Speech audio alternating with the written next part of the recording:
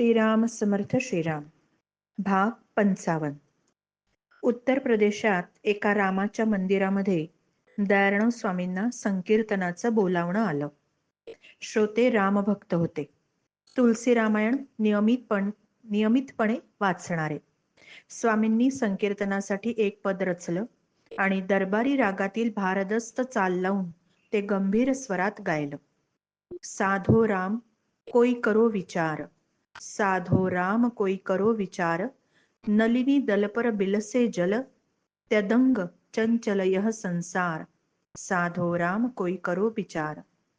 तन धन संतत संपत छोरी, जा तन लागे बार बार, साधो राम कोई करो विचार. कृष्ण दयार्णव गुरु को भजन पर, उतर गए पर पार, साधो राम कोई करो विचार. संकीर्तनाला आलेले श्रीराम भक्त श्रोते अगदी खुश झाले. पुजारी बाबा संतुष्ट होऊन दयाळू स्वामींना म्हणाले, वा, तुमचं गीत अगदी तुलसीदासांच्याच शैलीचं आहे. त्यांनीच रचलंय असं वाटतंय. जीवन क्षणभंगूर आहे हे सांगताना तुम्ही कमळाच्या पाकळीवर असलेल्या जलबिंदूची दिलेली उपमा काव्यमय आहे, मनाला मोहून टाकणारी आहे. आणि गायलातही तुम्ही छान. गुरुभक्तीनं संसार तरून जाता येतो हा तुमचा संदेश योग्यच आहे. दयाळू स्वामी वृंदावनला गेले असताना त्यांची एका कृष्ण मंदिरामध्ये रसमंजिरी देवी या भक्त स्त्रीची भेट झाली. देवीजी भगवान श्रीकृष्णांपुढे गोपी गीतं मधुर आवाजात गात आणि स्वतः नृत्यही करत. त्यांच्या विनंतीवरून दयाळू स्वामींनी पुढील गीत रचलं. दयाघन मानस मोहन श्याम, मेघ सुनील सुकोमल कांती, अनगुणे परिपूर्ण विराजित, पूरित इच्छित काम, दयाघन मानस मोहन श्याम. गान कळा सकळा तथैक, थैक थक थोंगड थै, धिमधिकटी नृत्य अराम, दयाघन मानस मोहन श्याम.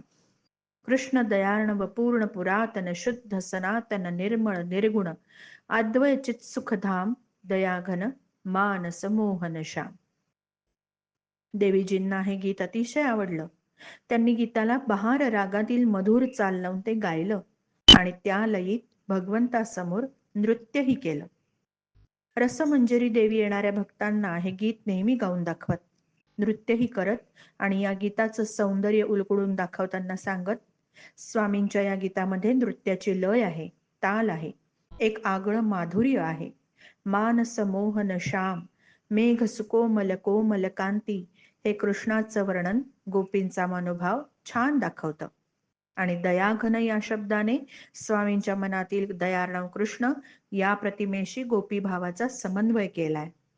श्याम सर्व इच्छा पूर्ण करणारा दयाळू भगवंत आहे असं त्याचं गुणगानही केलंय. पुढे नृत्याचा सुंदर मुखडा वापरून हे नृत्य गीत आहे हे दर्शवलंय. शेवटी शंकराचार्यांच्या अद्वैत तत्वज्ञानातील ईश्वराचं निर्गुण निराकार रूप हे कृष्णाचंच रूप आहे असं सांगितलंय. त्यामुळे निर्गुण निराकाराचं ज्ञान आणि सगुण साकाराची व्रजललनांसारखी भक्ती यांचा सुमधुर संगम साधला गेलाय. अप्रतिम म्हणावं असं हे आहे गोपीगीत. दयाळू स्वामी पुष्टीमार्गी संप्रदायांच्या मंदिरामध्ये गेले, कृष्ण मंदिरात गेले. संप्रदायाच्या आचार्यांनी त्यांचं मोठ्या प्रेमाने स्वागत केलं आणि अष्टछाप कवींच्या रचना सांप्रदायिक चालींवर गाऊन दाखवल्या. दयार्णव स्वामींची प्रतिभा उफाळून आली. अष्टछाप कवींच्या भावधारेशी जुळणारं भक्तिगीत स्वामींनी तिथल्या तिथे रचलं आणि मांड रागातील मधुर स्वरात गाऊनही दाखवलं. ते गीत असं होतं. वदन प्रचालन कनकी झारी, वदन प्रचालन कनक की झारी, दंत धावन करो चलो मुरहारी, संतन के प्रतिपाल महाराज भक्तन के प्रतिपाल, कस्तूरी केसर तिलक लगाऊं, निर्मल दर्पण चित्त दिखाऊं, खीर खांड घृत भोग लगाऊं, नाचत हरि जस निर्मल गाऊं, रत्न जडित शिर मुकुट चढ़ाऊं, सकल संभूखण चीर पहराऊं, ताल मंदल मंजर बजाऊं, हरि रूप देखत बलि बलि जाऊं, श्री कृष्ण दयार्णव रंग रिसाऊं, इह पर सब संसार बुझाऊं, वदन प्रचालन कनक की झारी, वदन प्रचालन कनक की झारी, दंत धावन करो चलो मुरारी. सारे जण अगदी मुग्ध होऊन गेले. आचार्य संतुष्ट होऊन म्हणाले, फारच छान. गोपाळकृष्ण उठले आहेत, पण अवखळपणे तोंड धुवायला जात नाहीयेत, म्हणून यशोदा माता त्यांना तोंड धुवायला जाण्यासाठी विनवतीये. ही चांदीची झारी तोंड धुवायला आणलीये, दात घासायला चल बरं लवकर आता. दात घासून झाले की मग मी कपाळावर कस्तुरीचा टिळा लावीन, आरसा दाखवीन, खायला खीर देईन, मस्तकावर मुकुट चढवेन, अलंकार वस्त्र घालीन, ताल मंदल वाजवून गाणं पण म्हणेन. अशी आर्जवी स्वरात विनवणी चाललीये. अगदी डोळ्यांसमोर स्पष्ट चित्र उभं राहत आहे. यशोदा मातेचा वात्सल्य भाव आणि लढिवाळपणा आपल्या स्वरामधून पाझरतोय. फारच छान, फारच छान. अष्टछाप कवींच्या सहज सुंदर सुमधुर रचनांमध्ये आपली ही रचना सहजच सामावून जाईल. आचार्यांनी दयाळू स्वामींना संप्रदायाचा भरजरी पोशाख भेट म्हणून दिला आणि त्यांचा मोठा सन्मान केला. दयाळू स्वामी उत्तर मानस यात्रेच्या निमित्ताने उत्तर भारतामध्ये एकूण सुमारे 3 वर्षे हिंडत होते. सद्गुरूंच्या आज्ञेप्रमाणे रोज कोरांना भिक्षा मागताना ते एक नवीन गीत रचून गात असत. अशा शेकडो हिंदी रचना त्यांनी केल्या, परंतु स्वामींना या रचना नोंदवून ठेवाव्याशा वाटल्या नाही. त्यामुळे बहुतेक सर्व रचना वाऱ्यावरच विरून गेल्या. अनेक गावातील मुक्कामांमध्ये, धर्मशाळेमध्ये दयाळू स्वामी एकटेच भक्तिगीत आळवत बसत. त्यांचे सुरेल आणि भावपूर्ण स्वर कानावर पडताच आजूबाजूचे लोक मोहित होऊन त्यांच्या भोवती गोळा व्हायचे. श्रोते एवढे तन्मय होत की त्यांचं देहभान हरपून जायचं. जाणकारांच्या लक्षात यायचं की या गायनाला शास्त्रीय संगीताची भक्कम बैठक आहे. दयाळू स्वामींचं शास्त्रीय संगीतावरील प्रभुत्व हळूहळू त्यांच्या लक्षात यायचं आणि ते स्तिमित होऊन जायचे. अनेक जण येऊन खोलीत उभे राहत. दयाळू स्वामींचं दर्शन घेऊन ते प्रभावित व्हायचे. खोली भरून जायची आणि लोक बाहेर खिडकीत सुद्धा उभे राहायचे. भक्तिगीत झाल्यावर कोणीतरी अध्यात्मातले प्रश्न विचारायचे. दयाळू स्वामींची उत्तर देण्याची शैली सुबोध होती. त्यांना आकर्षक वक्तृत्वाची जन्मजात देणगी होती. ते भागवत, गीता, उपनिषद यामधील अवतरण सांगत, संतांची वचन सांगत, पुष्टीसाठी प्रसंगही सांगत. लोक प्रभावित होत असत. गोपाळकृष्णांची भक्ती हा तर दयाळू स्वामींच्या अत्यंत आवडीचा विषय. भगवान श्रीकृष्णांच्या लीला, गोपींची विशुद्ध आणि उत्कट भक्ती यावर ते बोलायला लागले म्हणजे अगदी तन्मय होऊन जात. दयाळू स्वामींची प्रवचन ऐकताना श्रोते मंत्रमुग्ध होऊन जात. दयाळू स्वामींची प्रगाढ भक्ती, व्यासंग, विषयाशी तादात्म्य पावण्याची वृत्ती यांचा श्रोत्यांवर खूपच प्रभाव पडे. स्वामींचं बोलणं संपूच नये असं श्रोत्यांना वाटे. लोकांच्या लक्षात यायचं की प्रवचन करणारे हे साधू खूप वेगळे आहेत. कसलीच इच्छा नाही, आकांक्षा नाही, आविर्भाव कोणताही नाही, अभिनिवेश नाही, देखावा नाही, डामडौल नाही, मूर्तिमंत साधेपणा, निर्मळ मनोवृत्ती, विशुद्ध भक्ती आणि करुणा आहे. दयाळू स्वामींच्या बाबतीत एक वैशिष्ट्य सर्वांच्या लक्षात यायचं, त्यांच्या वागण्यात कोणताही भेदभाव नसायचा. कोणत्याही पंथाचे, संप्रदायाचे लोक येवोत, कोणत्याही धर्माचे लोक असोत, गरीब असोत, श्रीमंत असोत, प्रतिष्ठित, सामान्य, सनातनी, सुधारक, कोणीही समोर आलं तरी सर्वांचं सारख्याच प्रेमाने ते स्वागत करीत. सर्वांशी वागणं अत्यंत मोकळं आणि प्रेमळपणाचं, विनम्रपणाचं, साधेपणाचं. दयाळू स्वामींच्या शब्दांचा विलक्षण प्रभाव पडतो, कारण त्यामागे गुरुकृपेची शक्ती उभी आहे. जाणकार श्रोते असं नेहमी म्हणायचे. आपले गुरु गोविंद स्वामी यांच्याबद्दलची भक्ती स्वामींच्या बोलण्यातून, वागण्यातून सतत व्यक्त व्हायची. दयाळू स्वामींची गुरुभक्ती पाहून लोक अगदी मुग्ध होऊन जायचे. अनेक गावात लोक आग्रहाने म्हणायचे, आता आमच्या गावात राहावं, इथेच आश्रम आम्ही बांधून देतो, सर्व सोयी करून देतो, जाऊ नये इथून. लोकांची ही विनंती ऐकून गोविंद स्वामी आणि दयाळू स्वामी फक्त हसायचे. रात्री गोविंद स्वामी दयाळू स्वामींना सांगत, वेळ आली की आपल्याला ठिकठिकाणी आपले मठ स्थापन करायला पाहिजेत.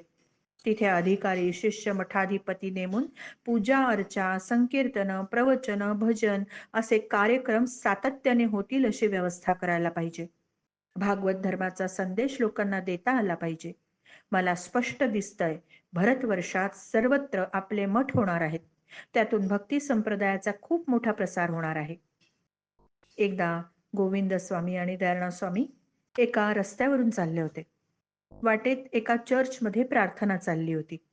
ते सूर कानावर पडताच दयाळनाथ स्वामींना वाटलं, चर्चमध्ये प्रार्थना कशी करतात ते बघावं. दोघेही चर्चच्या दारात उभे राहून प्रार्थना ऐकायला लागले. दयाळनाथ स्वामींना वाटलं आत जावं, प्रार्थनेत भाग घ्यावा. पण गोविंद स्वामी म्हणाले, बाहेरूनच बघूया. आत गेलो असं सनातनी लोकांच्या कानावर गेलं तर गैरअर्थ काढतील. दोघांनी चर्चच्या बाहेरूनच ख्रिस्ती भक्त उपासना कशी करतात ते पाहिलं. ते पुढे अजमेरला गेले. तेव्हा गोविंद स्वामी म्हणाले, सुफी संत ख्वाजा मोईद्दीन चिस्ती फार थोर संत होते. जात, धर्म, पंथ, संप्रदाय या सर्व संकुचित मर्यादांच्या पलीकडे जाऊन त्यांनी शांती आणि मानवता यांचा संदेश दिला. सारा मानव येथून तेथून एकच आहे, सर्व भेद वरवरचे आहेत असे ते सांगत. त्यांनी देह ठेवला असला तरी त्यांचा प्राणीमात्रांच्या बद्दलचा कळवळा एवढा की अजूनही रात्री दर्ग्याभोवती ते फिरत असतात. भाग्यवंतांना त्यांचं दर्शन होतं आणि त्यांची सावली फिरताना दिसते असं सांगतात. दोघेही अजमेर येथील चिस्ती साहेबांच्या दर्ग्यापुढे नतमस्तक झाले आणि बंदा म्हणून त्यांनी त्यांची प्रार्थनाही केली. त्याचवेळी निरंकारी बाबा हरदेव सिंहजी यांनी उत्तर भारतामध्ये आध्यात्मिक कल्याण यात्रा काढली होती. ते माणुसकीचा, शांतीचा संदेश देत सर्वत्र फिरत होते. गोविंद स्वामी आणि दयाळनाथ स्वामी यांनी त्यांची आवर्जून भेट घेतली. काय करता येईल, काय करावं यावर तिघांची बरीच चर्चा झाली. जे धर्माच्या नावाखाली अत्याचार करतात त्यांना धर्मच कळलेला नाही. अशा धर्मवेड्या लोकांना ईश्वराचं खरं स्वरूप आणि सामर्थ्य समजावून सांगावं आणि त्यांचं हृदय परिवर्तन करण्याचा प्रयत्न करावा असा माझ्या गुरूंचा आदेश आहे आणि त्याप्रमाणे मी प्रयत्न करतोय असे ते बाबा हरदेव सिंहजी म्हणाले. गोविंद स्वामी आणि दयाळनाथ स्वामी पंजाब प्रदेशात आल्यावर एका गुरुद्वारामध्ये गेले. शीख धर्मगुरूंनी त्यांचं मोठ्या प्रेमाने स्वागत केलं. ते गोविंद स्वामींना सांगू लागले, हृदयात ज्ञान, मुखात भक्ती आणि वैराग्याचं वागणं ही शीख धर्माची त्रिसूत्री आहे. ईश्वर सच्चिदानंद आहे, परब्रह्म आहे, म्हणून साधू संगत करा असं शीख धर्म सांगतो. गोविंद स्वामी प्रसन्नपणे म्हणाले, हे तत्वज्ञान वैष्णव तत्वज्ञानाशी अगदी जुळणार आहे. वाटतंय वैष्णव संप्रदायातील भक्तीचाच अंकुर इथे शीख धर्माच्या रूपाने फोफावलाय. शीख धर्मगुरू हसले. त्यांनी जमलेल्या अनुयायांना सांगितलं, गुरु नानक यांनी जन्मसखीमध्ये सांगितलेल्या पवित्रतेच्या सर्व खुणा या 2 मराठी साधूंच्या चेहऱ्यावर दिसतात. चरण स्पर्श करा, त्यांच्या पायाची धूळ घ्या, कल्याण होईल. सर्व अनुयायांनी गोविंद स्वामी, दयाळनाथ स्वामी यांचं मोठ्या भक्तिभावाने दर्शन घेतलं, चरणधूळ घेतली. काही काळ दोघेही पंजाब प्रदेशात हिंडले. गोविंद स्वामी म्हणाले, इकडे संत नामदेव महाराजांचं मोठं कार्य आहे. त्यांचा भक्त परिवारही खूप मोठा आहे या भागात. भक्तांनी काही मंदिरही बांधली आहेत त्यांची. बघायला जाऊया आपण एखादं मंदिर. दोघे जण गावात पोहोचले. एका शीख म्हाताऱ्याला विचारलं, नामदेव महाराजांचं मंदिर कुठे आहे इथे? प्रश्न ऐकून तो जागीच थांबला. त्याने गोविंद स्वामी आणि दयाळनाथ स्वामींना पायापासून मस्तकापर्यंत न्याहाळलं आणि मोठ्या आनंदाने तो म्हणाला, भगवान नामदेवांच्या मुलखातून तुम्ही आलात, होय ना? होय. एकदम दयाळनाथ स्वामींना त्याने मिठीच मारली. म्हणाला, भगवान नामदेवांचं गाव पंढरपूर तुम्ही पाहिलंच असेल? हो तर, दरवर्षी एकदा तरी जाणं होतच आमचं. वा वा, दरवर्षी जाता? केवढं भाग्य आहे. मला तुमच्या चरणांवर मस्तक ठेवू द्या. नामदेव बाबा या गावात आले असतील ना? इथे नामदेव बाबांचं मंदिर आहे म्हणून विचारतो. हो हो, तर आम्ही त्यांना इकडे भगवान नामदेव म्हणतो. ते आमच्या गावात कधीच आले नव्हते. हे मंदिर भगवान नामदेवांच्या भक्तांनी बांधलंय. खूप भक्त आहेत त्यांचे या गावात. आम्हीही त्यांचे भक्तच. मी हरविंदर सिंग. चला, मीच तुम्हाला मंदिरात घेऊन जातो. भगवान नामदेवांच्या अलौकिक सामर्थ्याच्या कितीतरी कथा या भागात सांगतात. दिल्लीच्या सुलतानानं त्यांना एकदा पकडून नेलं. तिथे सुलतानानं एक गाय आणि वासरू कापलं तर भगवान नामदेवांनी तिथल्या तिथे गाय वासरू जिवंत करून दाखवलं आणि तो सुलतान थक्क झाला, शरण आला, सोडून दिलं आणि आयुष्यात परत भगवान नामदेवांच्या वाटेला गेला नाही. दारणा स्वामींनी नामदेव महाराजांची प्रार्थना केली. नामदेव महाराज आपण प्रतिकूल परिस्थितीत केवढं कार्य केलं. या परक्या मुलखात लांबवर आलात, सगळ्या धर्माच्या लोकांना एकत्र आणलं, बंधुभावाची शिकवण दिली. धर्म, पंथ, संप्रदाय यातले भेद वरवरचे आहेत. माणुसकीचा धर्म हाच खरा धर्म, तोच सर्व धर्मांचा गाभा, हे सर्वांना तुम्ही पटवून दिलं. केवढा प्रभाव पाडलात इथल्या समाजावर. आज पुन्हा तेच कार्य नव्यानं करायची गरज आहे. माझ्याकडून असं कार्य आपणच करून घ्या, मला आशीर्वाद द्या. पुढची वाटचाल सुरू झाली. चालता चालता दयाराणव स्वामी म्हणाले, मला एक कोड आहे. दिल्लीच्या सुलतानाशी नामदेव महाराज कोणत्या भाषेत बोलले असतील? सुलतान उर्दू किंवा पर्शियन याच भाषेत बोलणार. नामदेव महाराजांचं हिंदी म्हणजे तसं मराठी वळणाचंच, ओबडधोबड. त्यांचे ग्रंथ साहेब मधले हिंदी अभंग बघितले की ते लगेच जाणवतं. मग तुर्की सरदारांवर आणि सुलतानावर प्रभाव कसा काय बरं पडला? गोविंद स्वामी म्हणाले, प्रत्येक व्यक्तीचा प्रभाव पडतो तो चारित्र्य, सद्गुण आणि अध्यात्म शक्ती या साऱ्यांचा मिळून असतो. शब्द आणि विचार यांचा भाग त्यात खूप कमी असतो. व्यवहारामध्ये सामान्य माणसांच्या बाबतीत सुद्धा हेच खरं आहे. पण साधू संतांच्या बाबतीत प्रकर्षाने खरं आहे. साधू संतांचा जो प्रभाव समाजावर पडतो त्यात 3/4 जास्त प्रभाव अध्यात्म शक्तीचा असतो. संतांचं नाव न सांगता नुसते विचार वाचायला दिले तर प्रभाव जाणवत नाही, पण नाव सांगितलं की एकदम प्रभाव जाणवतो. त्यांनी सांगितलं होतं असं आपण म्हणतो, नाही का? दोघेही मूकपणे विचार करत पुढे चालत राहिले. श्रीराम समर्थ. श्रीराम.